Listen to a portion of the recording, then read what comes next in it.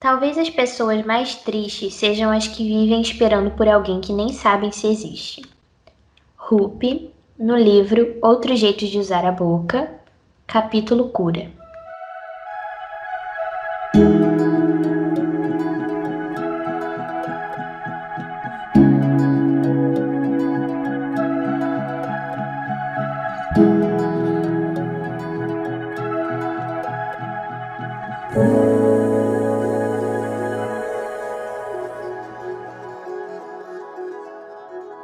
Oi, eu sou a Rebeca Oi, eu sou a Amanda.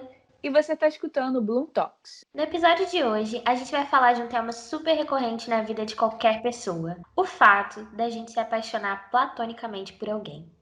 Então, a gente resolveu chamar esse episódio com um nome muito sutil e muito sugestivo, como Ele Não Está Tão Afim de Você. Sabe aquela situação que você se encontra perdidamente apaixonado por alguém que você nem conhece direito, mas que você jura por Deus que ele é o grande amor da sua vida? Só que em contrapartida, você não consegue identificar os sinais dessa pessoa.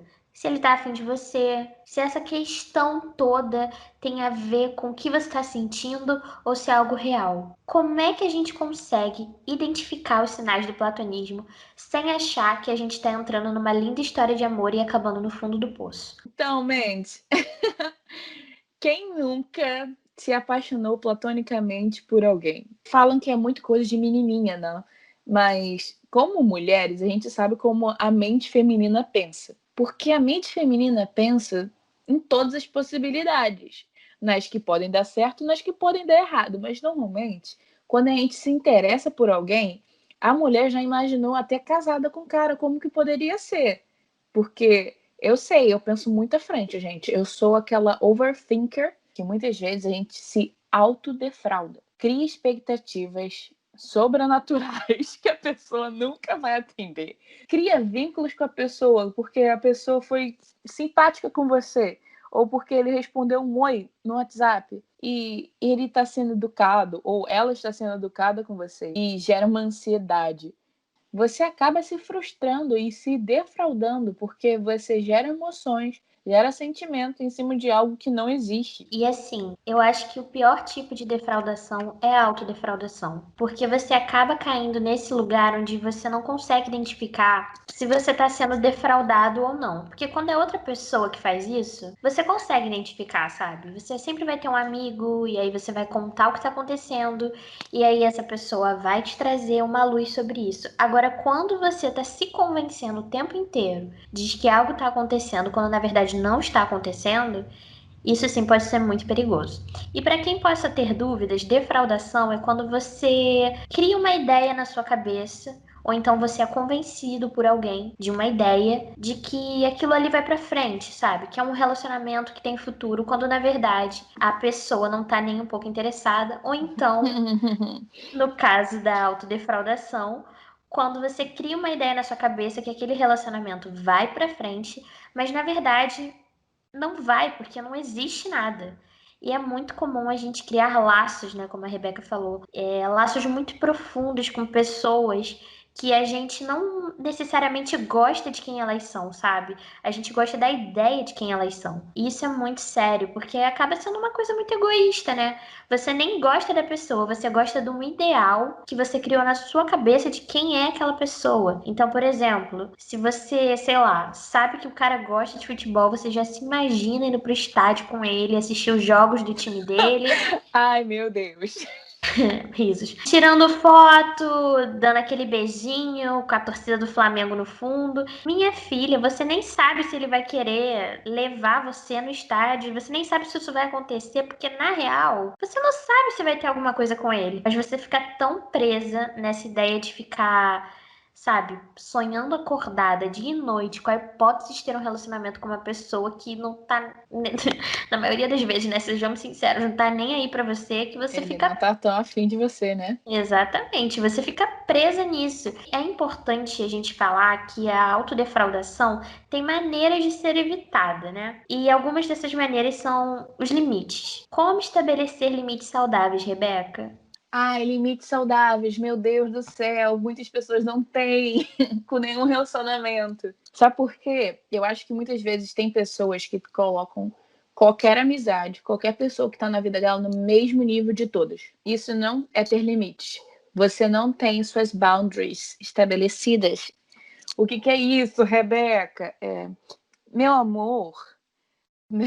Eu já conversei muito sobre isso com a Amanda, de muitas vezes a gente coloca uma amizade, um colega, ou o carinho que você acabou de conhecer no mesmo nível de pessoas que têm uma intimidade, que já passaram por coisas na sua vida, que você tem confiança e você acaba se abrindo demais, você não se protege, não protege seu coração, você permite que as pessoas entrem na sua vida e peguem o que quiserem. Relacionamento tem uma troca, entende? Tipo, eu e a Amanda, a gente tem uma amizade, a gente troca, é uma troca de companheirismo, é uma troca de amizade, é uma troca de madrugadas adentro conversando de assuntos aleatórios. Tem pessoas que acabaram de entrar na sua vida e você já coloca ela como a sua melhor amiga, já contou sua vida toda, você já abre seu coração por questões muito íntimas e você não sabe se aquela pessoa vai guardar seu segredo, você não sabe se aquela pessoa vai dar o mesmo valor para os seus sentimentos, para as suas questões na sua vida, da mesma forma que você valorizaria se você tivesse amizade, entende? Eu acho que essa questão de limite, como a Rebeca falou, tem que ser muito bem pensada, principalmente em casos de amizade, mas em casos de relacionamento também. Quando a gente se apaixona platonicamente por alguém, é muito comum que a gente queira contar coisas da nossa vida, coisas que você contaria se você estivesse num relacionamento. Então, num relacionamento amoroso, né, num namoro, em algo do tipo, você abre para o seu parceiro coisas da sua vida que te geraram traumas, problemas familiares, problemas com amigos. Você abre histórias muito tensas de coisas que você viveu para essa pessoa que não tá na mesma parada que você. E você nem tem como saber. O grande ponto aqui é que esses tipos de coisas, estabelecer esses limites, estão aí para te proteger, para você abrir essas histórias e todas essas coisas com pessoas que estiverem realmente te dando a certeza que estão ali do seu lado para tudo. Você acaba dando para a pessoa um poder sobre a sua vida muito grande. Você acaba dando para ela todos os seus traumas, as suas histórias, e ela vai saber exatamente como é o seu coração, sabe? Ela vai estar literalmente esquadrinhando o seu coração e sem querer ter um compromisso com você. Então, olha que coisa doida.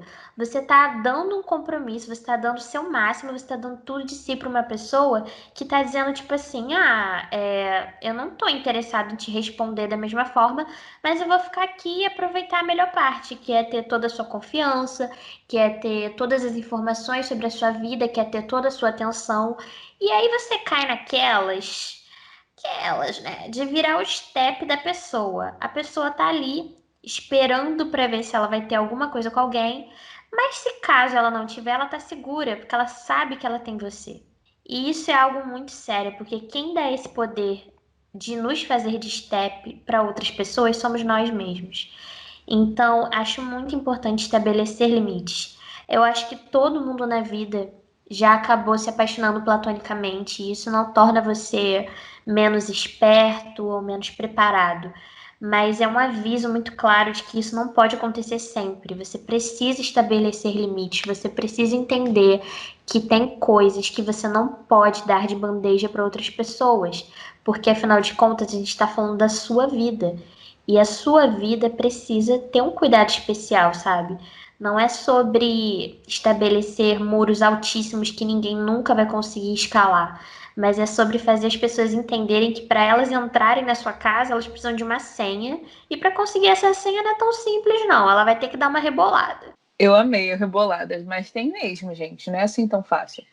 Mas eu acho que muitas das vezes a gente não estabelece limites saudáveis para os nossos relacionamentos porque a gente tem algo que se chama baixa autoestima, que a nossa baixa autoestima gera carência, gera dependência emocional, e a gente vai tocar todos esses pontos. Mas eu queria falar sobre autoestima.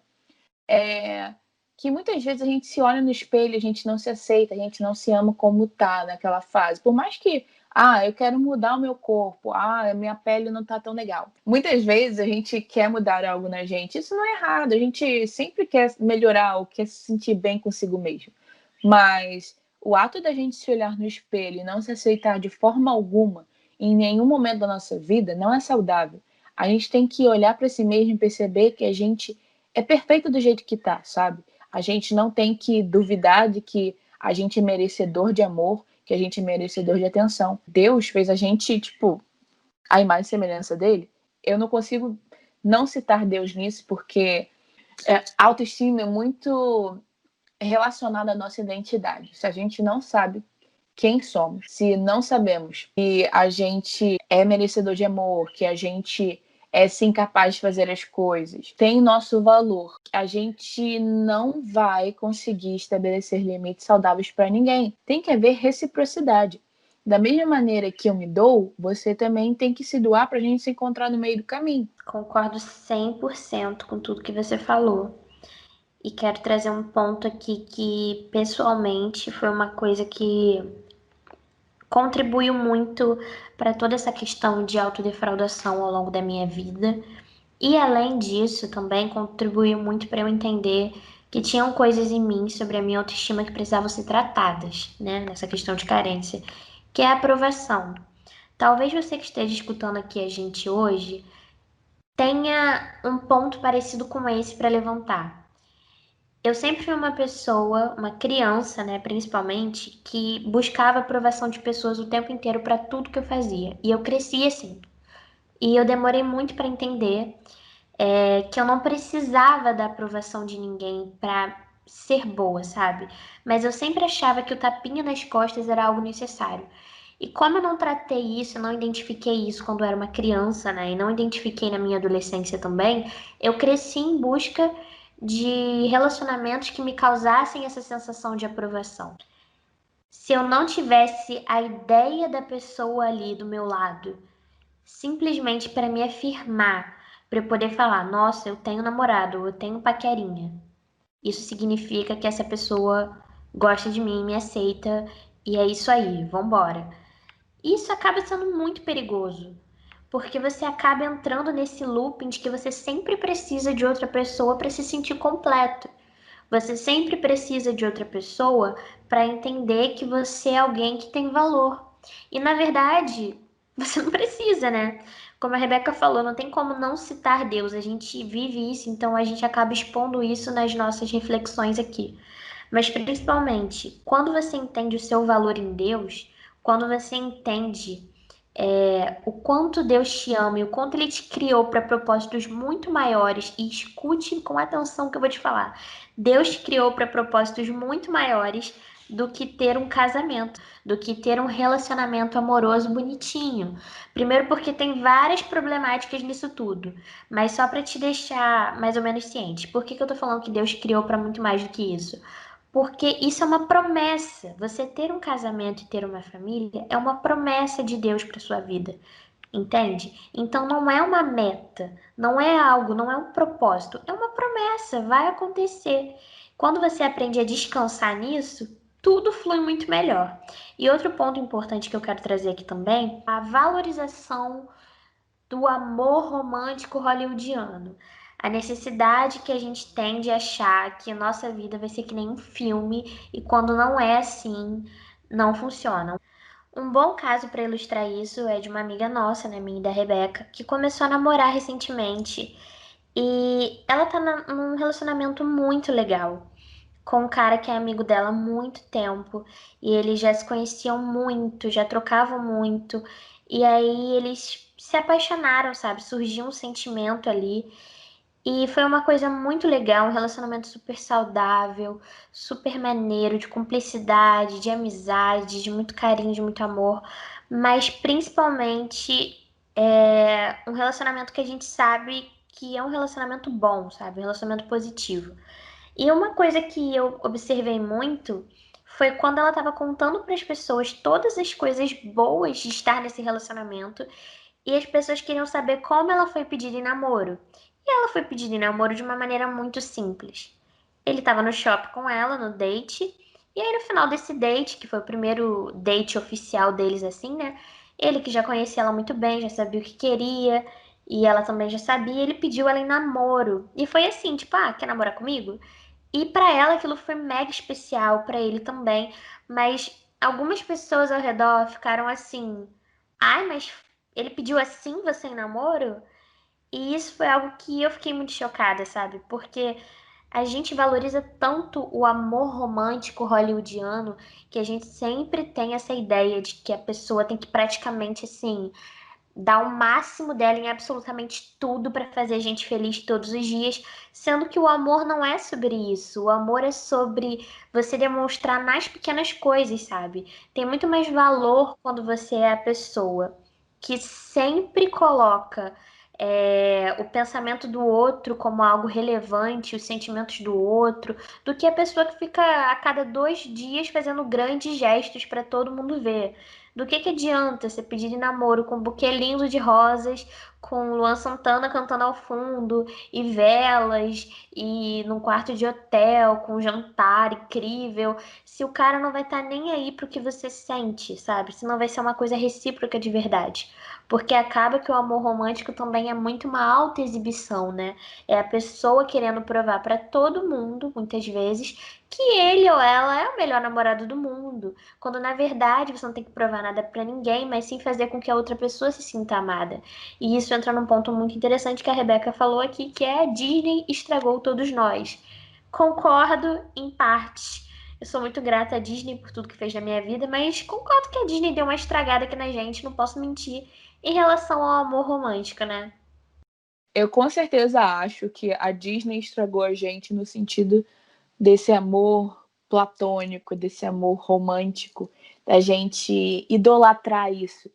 Não é que esteja errado você fazer gesto romântico ou fazer algo grandioso. Se você sentiu no coração de fazer, legal, faz aí, a pessoa merece. Mas eu lembro da minha infância que muitas vezes a gente ficava esperando o príncipe do cavalo branco, que o cara tinha que ser perfeito, tinha que dar a vida. O que a gente consome transforma muito a nossa perspectiva de mundo, sabe? Quando a Amanda falou o negócio de o cara, ele curte futebol e eu tô louca pra ir num jogo de futebol, rolar uns beijinhos, eu lá com a torcida do Flamengo. E às vezes você não gosta de futebol, mas você muda quem você é pra você se encaixar com aquela pessoa que você sabe que não vai dar certo, que vocês não combinam em nada, que vocês não têm nada em comum, mas você muda quem você é pra você ter algo a ver com aquela pessoa, só porque você acha o cara bonito, ou porque ele é o ideal, que ele faz o check na sua lista. E aí eu quero entrar num ponto muito importante que muita gente não faz. A Amanda vai concordar comigo. A gente, às vezes, não aprende com os nossos erros. Tem vezes que a gente já quebrou a cara, a gente já viu o padrão que a gente está seguindo. Então, a gente às vezes esquece muito dos red flags que saltam e os alertas que as pessoas nos dão, ou às vezes a gente observa as atitudes daquela pessoa e a gente não se recorda das coisas que a gente já passou pela vida. Tantas vezes o papel de trouxiane que a gente fez, de mas o cara me deu um oi no WhatsApp, mas ele fala contigo sem ser no WhatsApp? Ou ele só vai falar com você quando ele não tá com o contatinho dele? Eu tô falando assim, gente, bem escrachado, mas a gente tem que tomar muito cuidado com quem a gente entrega o nosso coração, até de amizades. Eu tô falando de amizades também, porque muitas vezes a gente fala relacionamento, a gente só conecta com uma questão amorosa. Mas tem amizades que também são assim, que te fazem de trouxiane, que você acha que tá sendo melhor amiga. Tem ali aquela amizade assim, firme e forte para toda a vida, mas na verdade é só coleguinha, é só para pro rolê mesmo, gente. Não tem nada de errado com isso, mas guarda seu coração e aprende com os erros, as falhas que a gente cometeu, ou os erros que as pessoas cometeram com você, para você perceber os alertas que saltam e que você às vezes ignora. Eu tenho várias experiências com esse tipo de coisa, falta de reciprocidade e tudo mais. Mas antes de começar a entrar nisso, eu acho importante também, ainda falando sobre dependência emocional, sobre tudo que a Rebeca falou anteriormente, né? Tem muito a ver também com ainda essa questão da idealização, né? Por exemplo, uma coisa que muitas meninas fazem e que às vezes elas não percebem é a coisa de gostar do cara que é bad boy. Então, às vezes, você fica nessa idealização do cara que, assim, que não é legal, que não gosta de você. Muitas vezes a gente acha que o fato do cara estar ignorando a gente porque ele simplesmente não quer nada com a gente é porque ele é um bad boy que precisa ser conquistado e precisa que você, né, mulher, você, super-heroína, Wonder Woman, o adestre, né? Porque é isso que a gente quer fazer, a gente quer adestrar o cara. A gente fala assim, não, eu serei capaz. E aí você entra nessa coisa que você quer tanto suprir a sua carência, você quer tanto sempre não diria se autopromover, mas se autoafirmar tanto que você precisa aceitar um grande desafio, que é pegar um cara que é 100% desinteressado em você, que na sua cabeça romantizada, disneyana, né? Você tá lidando ali com um bad boy, mas na verdade é só um cara que não tá interessado em você mesmo, mas aí você quer esse desafio, você fala assim, cara, esse cara virar o meu namorado, ficar perdidamente apaixonado por mim, é a meta da minha vida. E aí você entra nesse looping perigosíssimo. E aqui eu vou citar uma coisa que talvez te deixe frustrada. Bad boys só são legais nas séries e nos filmes. Em Gilmore Girls é muito legal lá o Jess com a Rory, a gente sabe, mas ele fez a Rory sofrer. Em Gossip Girl, o Chuck Bass é um babaca, mas a gente quer acreditar que ele é o cara dos nossos sonhos. E aí a gente fica assim, nossa, Chuck Bass, tudo pra mim. Gente, não. Na vida real, você não procura o Chuck Bass. Se você vê um homem que nem o Chuck Bass na vida real, você atravessa a rua, você, sabe, vai pro lado oposto, porque isso não é vida. Não é vida mesmo, sabe? Pra Blair pode ter funcionado, mas uma coisa que você precisa entender que inclusive está no filme Ele Não Está Tão Afim de Você, que dá nome ao nosso podcast, é o seguinte: você é a regra, você não é a exceção. A exceção, normalmente, ela não entra, né, nessa questão de se achar exceção. A exceção acontece e por um milagre mesmo dá certo. Mas você não é exceção. Você normalmente, em 99,9% dos casos, você vai ser a regra nessas questões de amor e tudo mais. Então é importante que você procure alguém que já demonstra um interesse por você. Eu não tô dizendo pra você que se você tem um crush no cara e o cara não te conhece direito, que ele nunca pode vir a se apaixonar por você. Mas você precisa entender que as chances disso acontecer são 50% para 50%. Pode acontecer como não pode. E você precisa estar preparada para as duas coisas. E não entrar de cabeça achando que o cara vai ser, tipo assim, o seu Chuck Bass, o seu Jazz, ou que ele vai ser, tipo, sei lá, qualquer outro cara desses. É que agora eu não tô conseguindo pensar num filme. Ah, um bom filme de referência para você, 10 coisas que eu odeio em você. Né, que tem aquele casal maravilhoso que começa o filme se odiando, nenhum gosta do outro, e no final eles se amam e ficam juntos para sempre. Gente, raramente esse tipo de coisa acontece, ainda mais quando tem apostas envolvidas, aí mesmo que não acontece. Mas a grande questão é a seguinte, a Rebeca trouxe à tona essa questão do romantismo, né, no estádio de futebol, o cara é flamenguista, eu vou pro jogo com ele. Isso é muito interessante de falar, porque eu sou vascaína, né?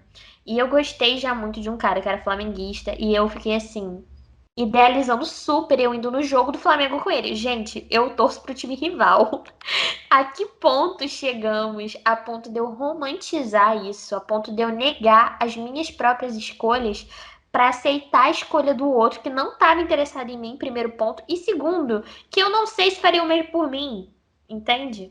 Mas a gente romantiza tanto que a gente começa já a se negar ali na nossa própria romantização, no nosso próprio pensamento, no nosso próprio sentimento. Aí você pensa assim, ai, porque ele falou que ele gosta, um exemplo assim, sei lá, ele gosta de menina loura. Aí você não tem nada com ele, mas ele já tá tão platônico na sua mente que você já tá imaginando com quem você vai pintar o seu cabelo, já tá marcando hora lá com o Lotufo, fazendo as contas de quantas vezes o seu cartão você vai parcelar essa patinação no seu cabelo, porque você quer agradar um homem que na verdade não tá nem aí pra você.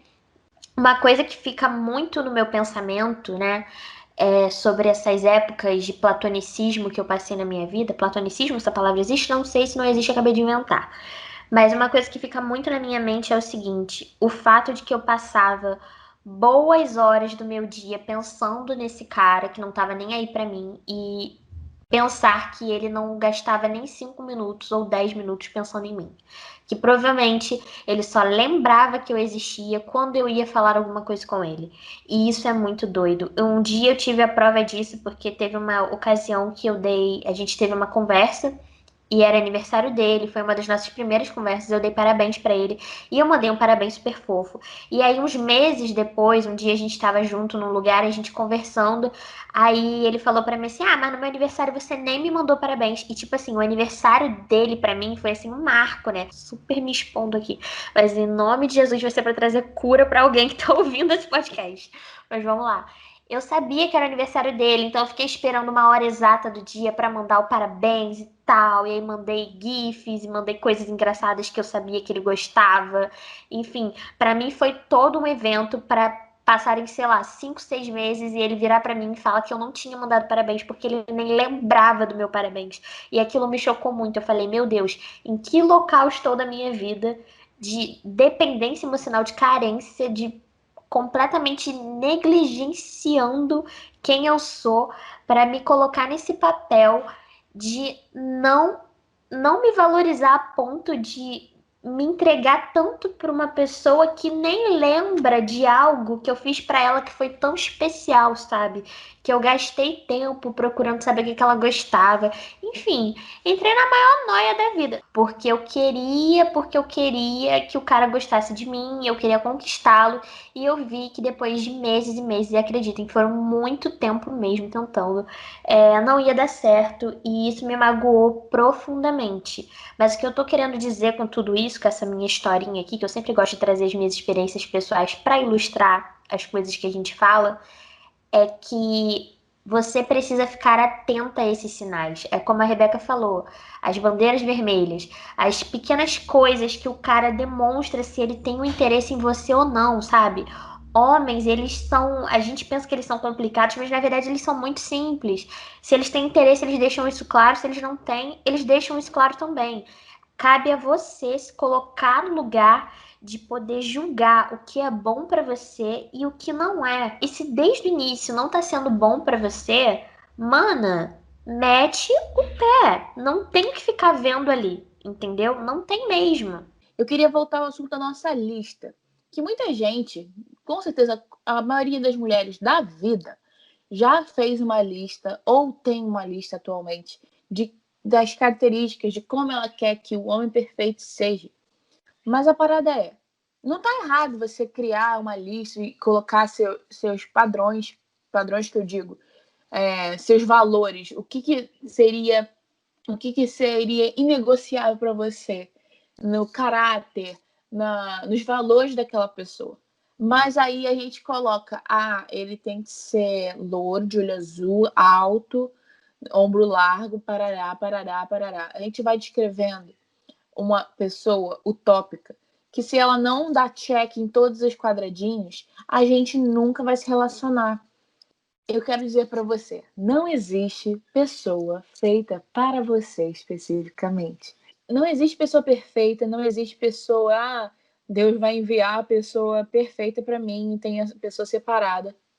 Para mim, não existe isso. Você pode encontrar na sua vida pessoas muito legais, mas por você ter aquele crush platônico naquela pessoa, e são valores para você são inegociáveis, algo que você não conseguiria conviver com aquele erro ou com aquela mania daquela pessoa, mas você tá fechando os olhos para aquilo porque você tá super apaixonada, acha que vai dar certo. O cara é que dá atenção para todas as meninas, conversa com todas as meninas da mesma maneira, super atencioso, grudento, que eu digo, cheio dos abraços para todas as meninas. E para você, ele trata você da mesma forma. E você tá achando que você é a diferente, é a perfeita, é a que ele valoriza. Mas se ele trata todas da mesma forma de intimidade, de carinho, não tem algo errado. A fase da lua de mel, isso é novo para mim, vai passando e você vai realmente enxergando as manias, como a pessoa é de verdade. Porque a gente às vezes coloca um padrãozinho e a gente tenta encaixar todo mundo naquele padrãozinho. Se ele não for assim, porque eu não vou me abrir à possibilidade de conhecer alguém. Vamos abrir nossos horizontes e realmente questionar: Deus, o que você tem para mim? Isso aqui é o suficiente? Ninguém é perfeito. Essa pessoa tem valores, tem princípios. Isso eu não negocio. Ah, manias. Tem manias que eu consigo lidar. Tem manias que eu não suportaria. É tudo questão de conversa, convivência, tendo intimidade, a gente vai descobrindo. Um ponto muito importante que a Rebeca falou que eu quero ressaltar aqui é a pessoa que não acredita nos seus sonhos. Cara, se você tem um objetivo na sua vida, um propósito, algo que você estabeleceu, que você quer viver aquilo, como a gente falou lá no início, né? A sua vida é muito mais do que um relacionamento.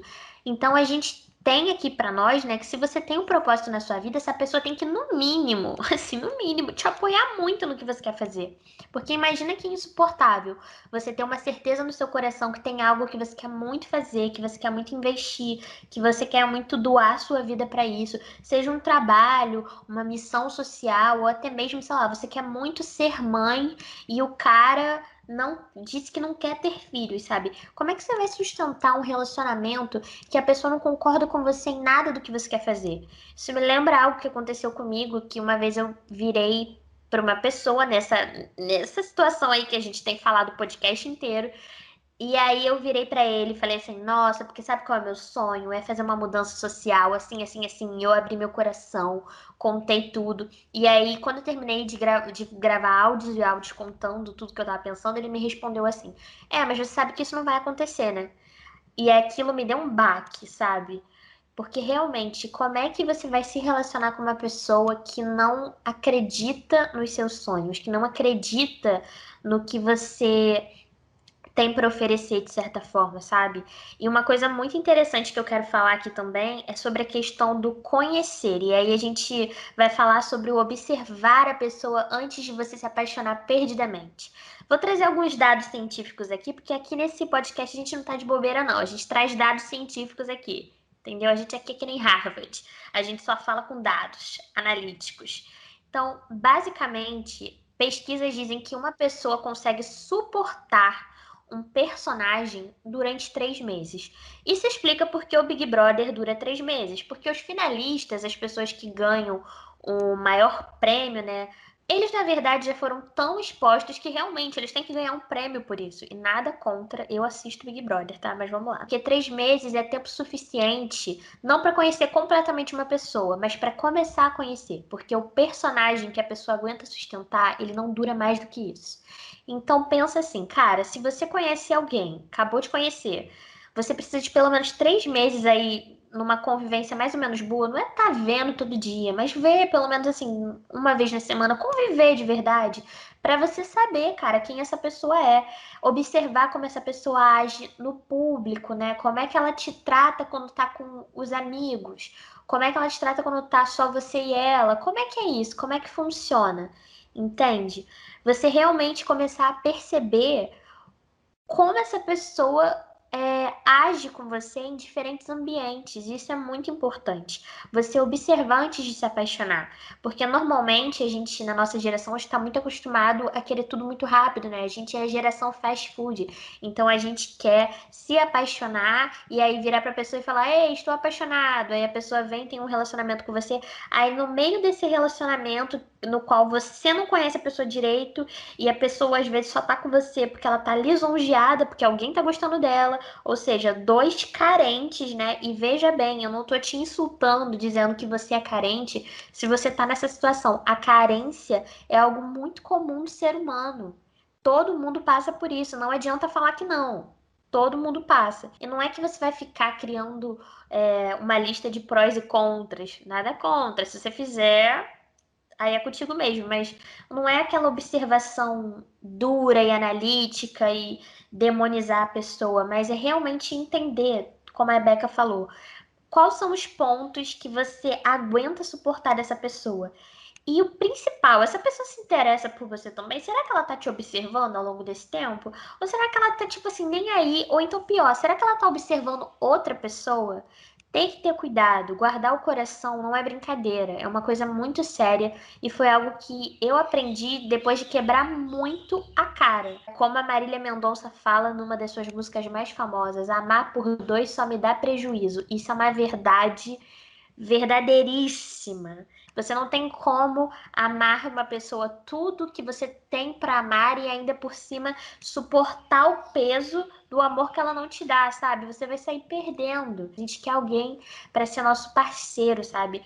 Nosso parceiro de vida, a pessoa que vai nos impulsionar, a pessoa que vai nos amar, a pessoa que quando a gente estiver mal e na nossa pior performance como ser humano, tanto física quanto emocional também. Tem dia que a gente acorda que a gente não quer, cara. A gente não quer conversar com ninguém, que a gente odeia todo mundo. O ser humano é assim. Quem é que vai ser capaz de nos suportar? Alguém que nos ama, que vai nos suportar em amor, que vai olhar pra gente e vai pensar assim: essa pessoa horrorosa que eu tô vendo na minha frente agora, e eu não digo nem, não tô falando de beleza, não, tô falando horrorosa assim, essas atitudes péssimas que ela tá tendo no dia de hoje, é só uma fase. Eu sei quem ela é de verdade, eu amo a pessoa quem ela é, e isso faz você suportar.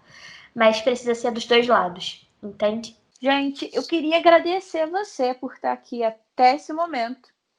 Obrigada por sentar nesse divã com a gente, na nossa conversa sobre relacionamentos também, né, Amanda? A intenção desse podcast é te ajudar. Ter conversas francas. É uma conversa entre amigas, onde a gente compartilha os nossos corações. E se expõe para que você também possa melhorar junto com a gente. A gente realmente acredita que nos lugares onde a gente errou, onde a gente falhou, você não precisa falhar também. É por isso que a gente faz toda essa exposição aqui. Mas é realmente para trazer um conselho, para te trazer uma nova perspectiva que seja sobre o assunto. E é isso, gente. Muito obrigada por terem ficado aqui. Muito obrigada por nos escutarem. Até semana que vem, seus lindos. Beijos. Tchau!